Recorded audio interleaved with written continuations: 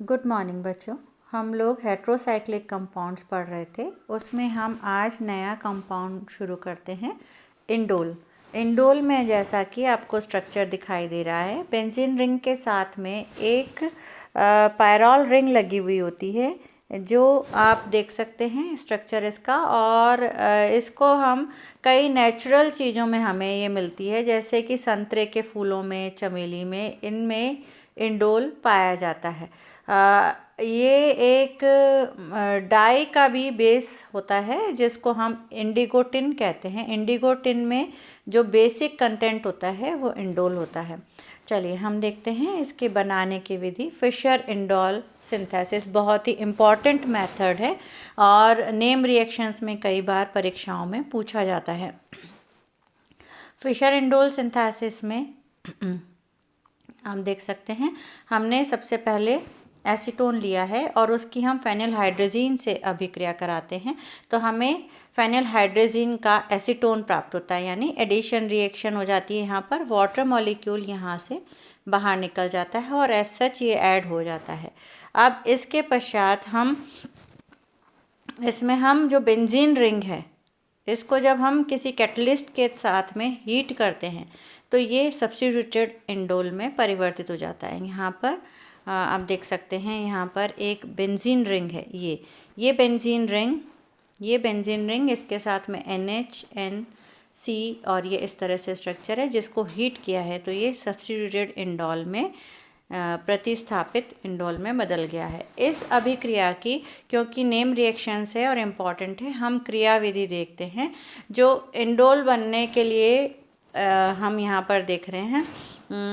ये जो हमने बनाया था यहाँ प्रोडक्ट, ये अब रेजोनेटिंग स्ट्रक्चर्स में अवेलेबल होता है स्थायित्व को देखते हुए। तो यहाँ पर हाइड्रोजन यहाँ आ जाता है और इस CH2 पर डबल बॉन्ड आ जाता है। इसके पश्चात एसिडिक मीडियम में रीअरेंजमेंट होता है पूरे ही रिंग के अंदर, कि ये बॉन्ड इधर आ गया है, डबल बॉन्ड यहाँ चला गया है और ये डबल बॉन्ड यहाँ आ गया।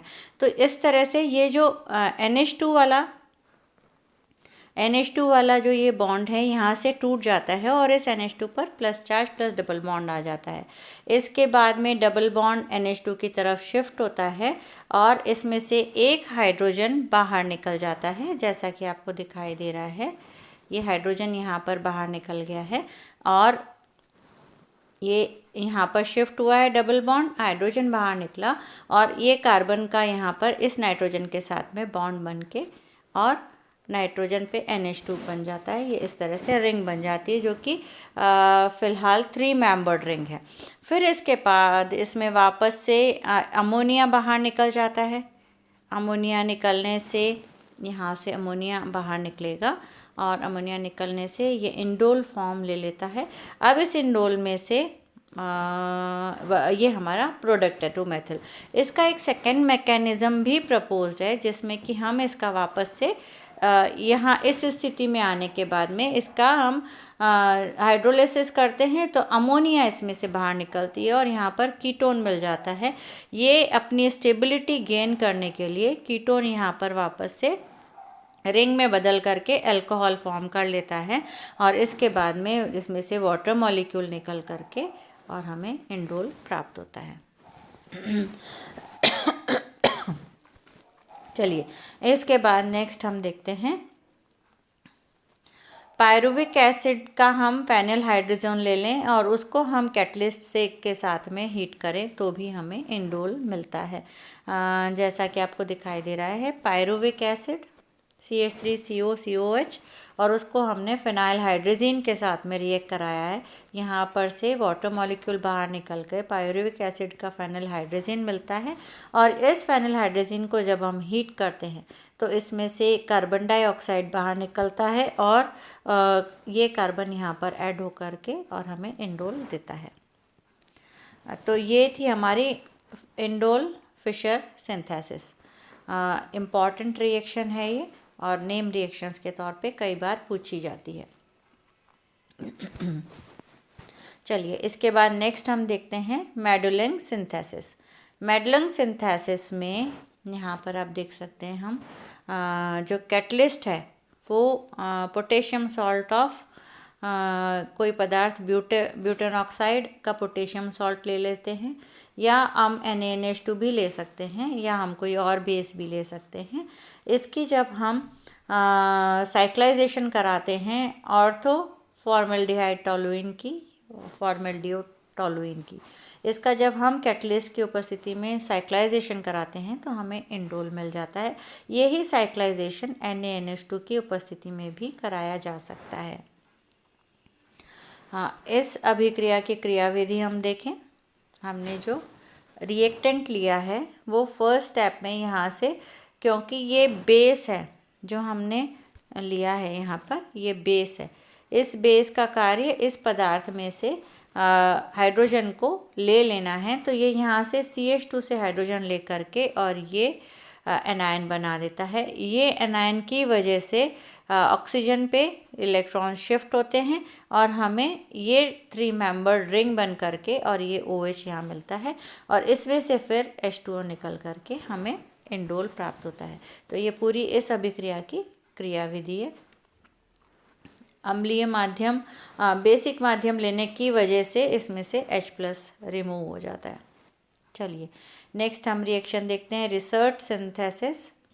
रिसर्च सिंथेसिस में आप देख रहे हैं यहाँ पे हमने ऑर्थो नाइट्रोटोलुइन लिया है और इसकी हम एस्टर के साथ में अभिक्रिया कराते हैं। डाई एस्टर दिख रहा है आपको। तो फर्स्ट स्टेप में हम इसमें जो कैटलिस्ट लेते हैं वो सोडियम इथॉक्साइड लेते हैं, ताकि वो अभिक्रिया में से हाइड्रोजन को निकाल करके और योगात्मक अभिक्रियाओं को अंजाम दे। यहाँ पर आप देख सकते हैं हमने ऑर्थोनाइट्रोटोलुइन के साथ में एस्टर लिया है। जब हम इसको सोडियम इथॉक्साइड की उपस्थिति में अभिक्रिया करवाते हैं तो CH2 के यहाँ से हाइड्रोजन और एक एस्टर ग्रुप निकल जाता है और हमें ये यहाँ पर ऑर्थोनाइट्रोफेनिल पायरुविक एस्टर प्राप्त होता है। ये दिख रहा है आपको उसका स्ट्रक्चर, यहाँ पर ये प्राप्त होता है। इसके बाद एसिडिक मीडियम कर देने पर यहाँ से आप देख रहे हैं एसिड हाइड्रोलिसिस किया गया है इसका। तो यहाँ से ये टूट करके और यहाँ पर हमें OH लग जाता है और यहाँ H लग जाता है जल अपघटन से, तो ये एसिड में बदल जाता है। जलीय अपघटन हमने यहाँ पर इसका किया है। इसके बाद में नेक्स्ट स्टेप में हम इसको इसका अपचयन यानी इसका रिडक्शन करते हैं, तो हमें ये जो NO2 है वो NH2 में परिवर्तित हो जाता है। ये NO2 यहाँ NH2 में बदल गया है। इसके बाद नेक्स्ट स्टेप में हम इसमें से इसको हीट करते हैं तो वाटर मॉलिक्यूल बाहर निकल करके, क्योंकि हम अच्छे से जानते हैं ये जो स्ट्रक्चर है ये अपने आप में स्टेबल नहीं है, इसलिए ये तुरंत इस तरह से साइक्लिक प्रोडक्ट में बदल जाता है। फर्दर इसको हीट करते हैं तो यहाँ से CO2 बाहर निकल जाता है और हमें इंडोल प्राप्त होता है। तो हम इंडोल बनाने की ये नेक्स्ट विधि देख रहे थे, रिसर्च सिंथेसिस, जिसमें कि हम पायरुविक एस्टर के साथ में टोलुइन की अभिक्रिया करवाते और हमें इसकी क्रियाविधि इस तरह से एस्टर प्राप्त होता है।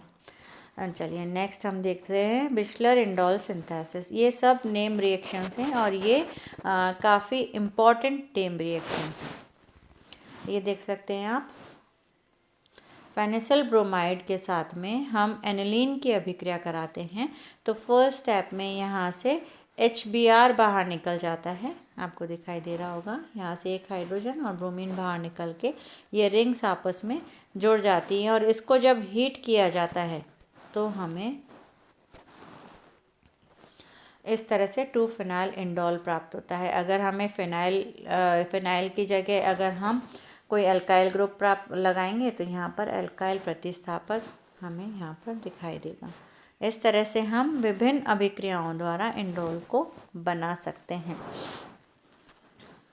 चलिए इसके आगे हम देखते हैं इसमें इसकी नेचर, इसकी एरोमेटिसिटी और इसकी विभिन्न गुण जो रेजोनेटिंग स्ट्रक्चर्स बनते हैं, तो इस पर किस तरह से आने वाले समूह का प्रहार हो सकता है और अभिक्रियाएं ये दे सकता है। तो क्योंकि नाइट्रोजन के पास में एक लोन पेयर ऑफ इलेक्ट्रॉन है, वो lone pair of electron ring में दिया जा सकता है और उसकी वजह से आप यहाँ पर देख सकते हैं, उसकी वजह से यहाँ पर मुख्य अनुनादी संरचनाएं बन जाती हैं। इन अनुनादी संरचनाओं के साथ में आप देख रहे हैं यहाँ पर नेगेटिव चार्ज रिंग में रोटेट करता है और ये रिंग में रोटेट करता हुआ फर्स्ट स्टेप में lone pair of electron ring में आया और ये बॉन्ड यहाँ शिफ्ट होकर के नेगेटिव चार्ज बना। फिर इसके बाद में ये जो नेगेटिव चार्ज है ये रिंग में आया और इससे डबल बॉन्ड से यहाँ पर ये नेगेटिव चार्ज यहाँ बन गया। अब ये नेगेटिव चार्ज फिर रिंग में आएगा और ये डबल बॉन्ड शिफ्ट होगा तो ये नेगेटिव चार्ज यहाँ आएगा। नेक्स्ट स्टेप में ये वापस रिंग में गया तो ये नेगेटिव चार्ज इस स्थान पर आप आगे देख सकते हैं, इस नाइट्रोजन के इस वाले स्थान पर आ जाता है नेगेटिव चार्ज रोटेट करता हुआ। और इस तरह से हमें इंडोल की कई सारी विभिन्न अनुनादी संरचनाएं मिलती है। ये जो अनुनादी संरचनाएं हैं ये इसकी एरोमेटिसिटी को और ज़्यादा स्थायित्व प्रदान करती है और क्योंकि हम जानते हैं कि जितने भी एरोमेटिक पदार्थ होते हैं उन पर इलेक्ट्रॉन्स नहीं प्रतिस्थापन अभिक्रियाएं बहुत आसानी से होती हैं। तो इसमें जो इलेक्ट्रॉन्स नहीं अभिक्रियाएं हैं वो 2-3 स्थिति पर और बेंजीन में 6 स्थिति पर सामान्यतया होती है। हम अगर इसकी नंबरिंग करें तो नंबर 1, 2, 3, 4, 5, 6, 7 और 8 और 9 कार्बन्स इसमें उपस्थित हैं। इन पर जो 2 स्थिति है, 3 स्थिति है और जो 6 स्थिति है उस पर सामान्यतया इलेक्ट्रॉन स्नेही का प्रहार होता है। उसका कारण इसके द्वारा उत्पन्न हुई विभिन्न अनुनादी संरचनाओं की संख्या है। अगर ये 3 स्थिति पर प्रहार हो रहा है तो पाई जाने वाली अनुनादी संरचना इस तरह से होती हैं और अगर ये E+ का प्रहार 2 स्थिति पर हो रहा है तो इस तरह से अनुनादी संरचना बनती है। लेकिन जो 2 स्थिति पर प्रहार होने पर अनुनादी संरचनाएं हैं वो यहाँ पर एक धनावेश दे देती है और जो कि एक अस्थायी संरचना है। इसलिए प्रेफरेबली जो स्थिति है वो 3 होती है और 6 होती है जिस पर कि धनावेश इलेक्ट्रोफाइल का प्रहार होता है। चलिए इसके आगे हम हमारी नेक्स्ट क्लास में देखेंगे।